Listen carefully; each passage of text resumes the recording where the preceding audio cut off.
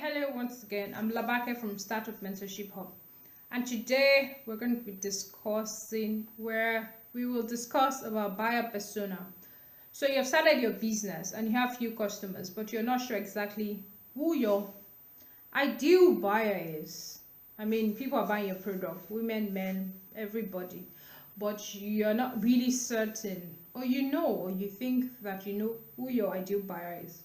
So the first step to create your buyer persona, well, most brand actually always need more than one, but it's recommended to start with one.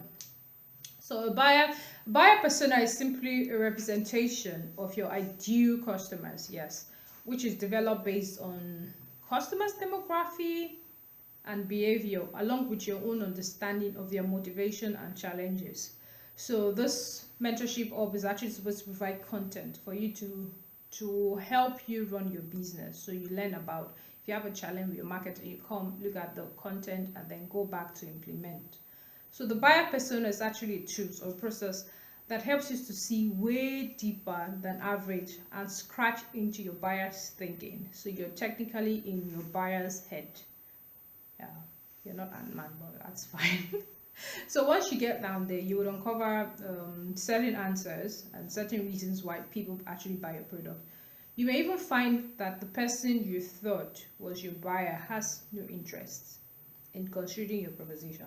Sorry, that's life. Sorry, I don't mean to bust your bubble, but it's important we know what the criteria are or what the criteria is. So why do you need to determine what your buyer persona is? There are several reasons, but I'm going to draw a summary of the ones that I think that's important. With the buyer persona, yeah, it helps you to determine what kind of content you need to create to reach them. So if you're doing your advertising, you need to know what's going to go into this content because this is the person who's going to need this product. So it also helps you to set the tone, the style, the delivery strategy for your content and marketing if you already have one. So another aspect is it helps you to target the topic you should be writing about. So if you have a business, you have a website and you have a blog, instead of you to write about shoes when you sell hair product or write about makeup when you sell makeup, you're writing about something that is relevant. That's actually not a rule to buyer persona. Lastly, it helps you to focus on key element of marketing by avoiding the trap of shooting blank shots. Yes, I mean blank shots. Yeah, people actually shoot blank shots when you're doing your marketing. I've done it before. I just went on and then advertised without necessarily knowing who this buyer is or what their challenges actually are. So before you buy or conduct a buyer persona, you should conduct interviews with some of your past customers. You could start with family and friends. If you have a team, you should start with that team. If you have a customer team, that's great. If you have a sales team, perfect. They need to know why people are buying from them. So when you conduct this research, you're going to get this information. You can also send out survey. There are a lot of survey tools out there. There is SurveyMonkey, there is Google Forms. You can use any of those tools to actually collect information from your buyer or your prospective buyer. How are some of those information okay, so like I said, those are the informations that you need to collect. You need to collect information about the background, like basic details about your ideal customer, if they're a company or if you're individual, if you're doing B2B or if you're doing B2C, or is your product actually being bought by somebody or a third party. For instance, if you're selling product for children, the children are not going to buy, it's the parent. The parents actually are the ones making the buying decision. So your buyer persona is actually not the child but the parent. So there are also certain aspects. Priority initiative, you need to understand what at least a minimum of 3 challenges and problems your buyer actually dedicates time to. For someone like me, I always find it difficult with my hair. It's always a problem. But if I find quick solution, trust me, that's great. I'm so absolutely happy when I find quick solution. So success factor, to understand the buyer's approach to priority initiative. Identify what tangible result are you going to give to them.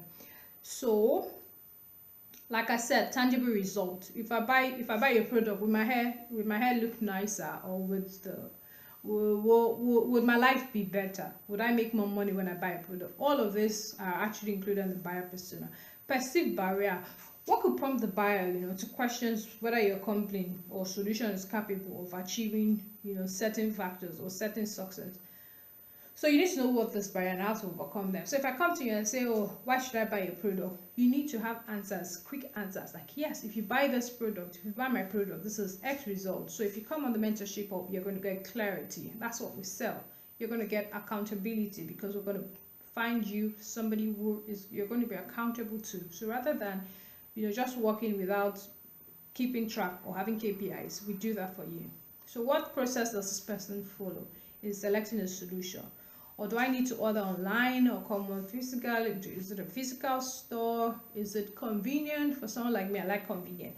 So I rather buy something rather than go to the store. If I can order and bring it to my house, it's fine. Yeah, I know, but sometimes I go to the store. Don't crucify me. So decision criteria. What aspect of each product will the buyer assess evaluating the alternative solution? I always ask this question: why should I buy Coke and not Pepsi? When I don't find Pepsi, when I don't find Coke, I buy Pepsi. It's just buyer's preference. So here's a summary of understanding who your buyer persona is. In the summary, who your ideal customer is. You need to know if it's a man, if it's a woman, if it's a child, if it's a baby, if it's CEO, if it's single or married. Or I know somebody who does, she has like some kind of product. It's a food product. So if you're single and you're working and you don't have time to cook, she just package all this food and bring it to you, live and direct. So where will I find my customers? Are they going to find you through referral? Do you have flyers? Do you have a website? Do you have places where you're going to be found? Or they cannot find you. You need to know where you're going to be found, or else nobody's going to find you if you don't know where you're going to be found. They're going to find you on the website. So how's your solution packaged and delivered? Like I said, when you go to the store, they have clothes. There's the small, there's the medium, and there's the large. For instance, I wear a medium. If you give me a large, I'm not going to buy a product. Sorry. Because I have to start thinking. I don't even want to think. I just want the product. So, and another thing is for the women, there are some stores that, they make hair, they do makeup, you need to know how to package your product. So when you package them well, when you package your product well, it's easy for the buyer to know this is what you sell. So you sell makeup, yes. What kind of makeup? Do you sell just eyebrow? Do you have a package where I can get my powder? And the women, it's always be difficult. Where I can get powder, everything. So that's the end. That's the summary. Who, where, what, and then all of this you need to know. So there's a worksheet that you can do, an exercise you can do to actually determine who your buyer persona is. And then after which it helps you to understand your marketing approach. Until next time, see you. Bye.